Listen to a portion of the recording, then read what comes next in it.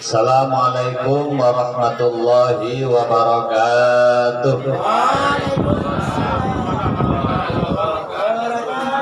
Alhamdulillahirabbil alamin. Assalatu wassalamu ala asyrafil anbiya'i wal mursalin wa ala alihi washabihi ajma'in, amma ba'du.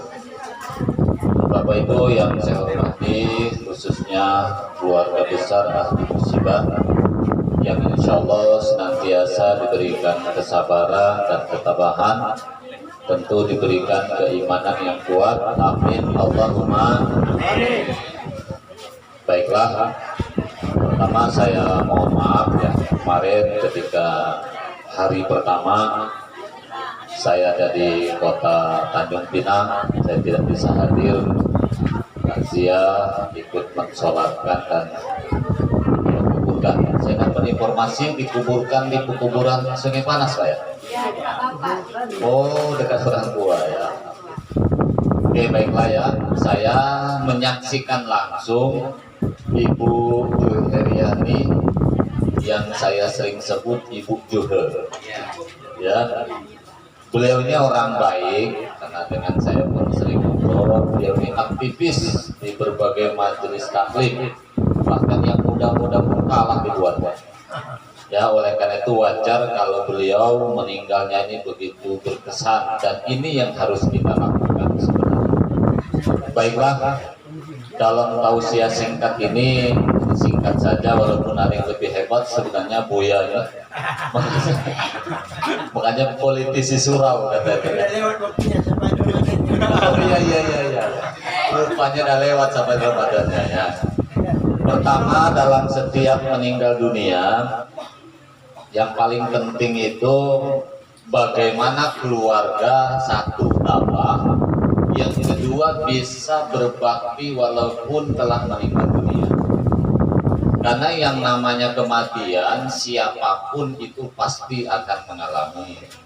Karena kullu nafsin dha'iqatul maut, setiap yang bernyawa pasti akan mengalami kematian. Siapapun yang meninggal dunia, khususnya anak-anak, istri atau siapapun, boleh sedih tetapi tidak boleh meratap. Ini perlu kita pahami ya.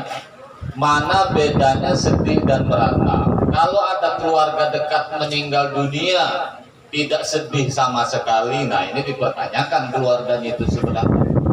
Kalau sedih itu wajar, yang tidak boleh itu meratap. Meratap itu begini ciri-cirinya ya. Satu, meninggal dunia, misalnya Ibu Juhe ini anak dan suaminya menangisnya meraung-raung, itu tidak boleh memberatkan almarhum. Yang kedua, menyesali, kenapa ibu mati duluan sih, kok enggak saya, kata suaminya, kok enggak saya sebagai anaknya. Kan ada yang seperti itu orang meninggal dunia, terutama ibu terhadap anak. Biasanya jarang anak meraung-raung menyesali ibu meninggal lebih dulu daripada anak, itu jarang. Tapi kalau ada anak meninggal dunia, ibu yang meratap menyesali, kenapa engkau nak lebih dulu nak, seharusnya kan aku duluan. Nah, itu tidak boleh. Oleh karena tapi saya yakin kalau Ibu Joha dengan berikut keluarganya tidak layak, karena keluarga orang yang beragama, insya Allah. Satu. Yang kedua, yang saya tahu beliau ini punya dua pangeran, betul? Dua anak bujang. Beliau sering curhat dengan saya, kapanlah anak saya nikah, katanya kan ya. Ini begitu kepada saya. Nah, maka sebagai anak yang berbakti kepada orang tua yang telah meninggal itu minimal 3 caranya ya. Ini siapapun, bukan hanya anak dari Ibu Juhe ya, kepada kita siapa saja.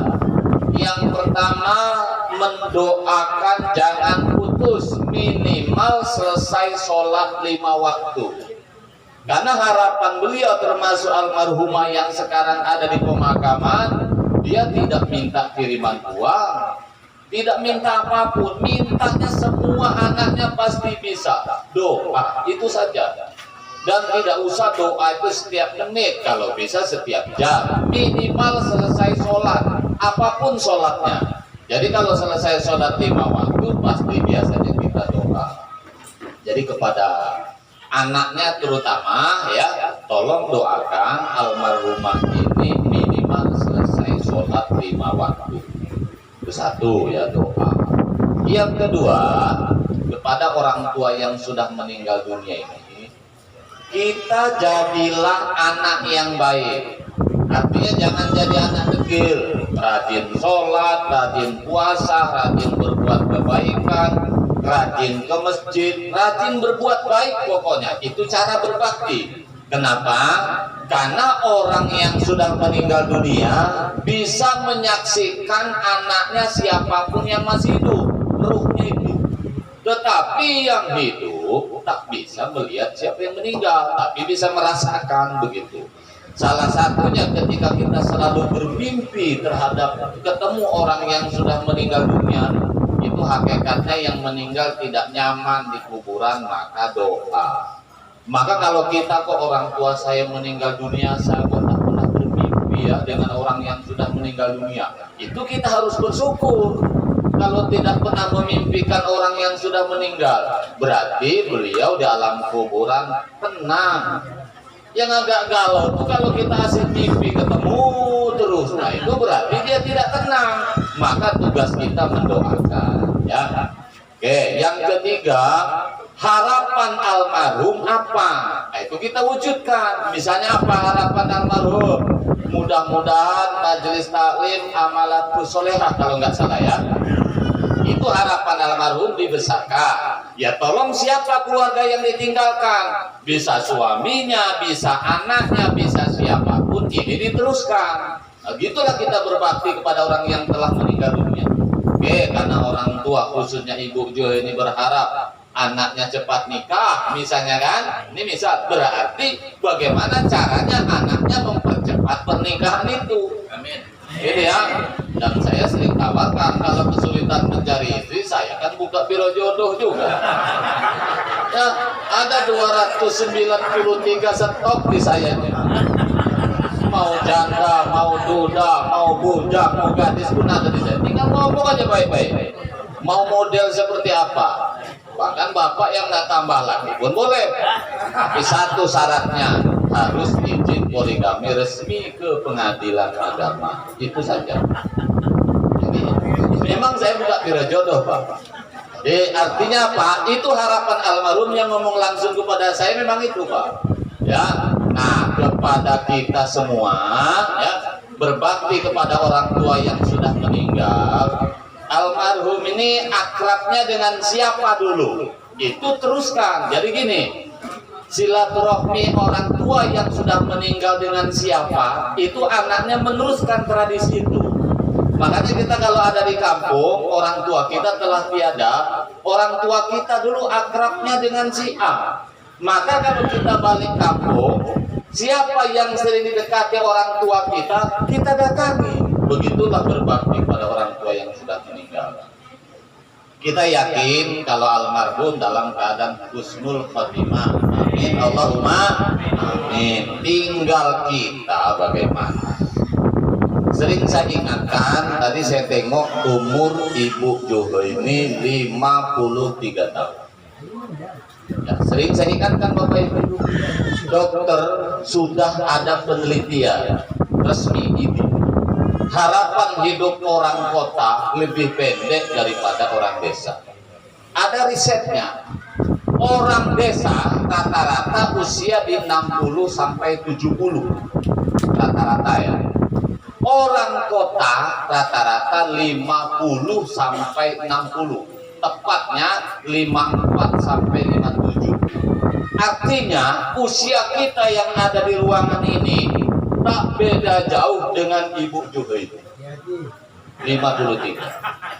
Kalau Bapak Ibu tidak percaya, besok rame-rame kita ketemuan. Satu orang tugaskan bawa kamera, suruh foto kuburan temiang orang dewasa itu. Jangan lihat kuburan mana, kita ukur. Ke sana 10, ke sini 10. Ambil saja 10 kuburan, kita foto secara acak. Jangan dipilih. Pret sampai 10, habis itu kita tengok. Lihat batu nisannya itu. Banyak mana yang meninggal di atas 60 dengan di bawah 60? Pasti di bawah 60. Maka kita pun tak beda jauh dengan itu. Jadi sebenarnya untuk mengukur kapan kita akan menyusul ibu juhe ini, gampang ukurnya. Satu, dari cek usia kita ini, itu satu. Yang kedua, kebiasaan. Kalau usia sederhana, anak-anak nih Pak tidur malam di pojok situ, kalau tidak pakai bantal pagi sudah di sini Pak. Itu menunjukkan masih sehat. Coba seperti ibu bapak nih, tidur malam ini Pak di pinggir, tidur 7 jam tak bergerak lagi di situ saja, tak akan ada jatuh. Coba lihat anak-anak.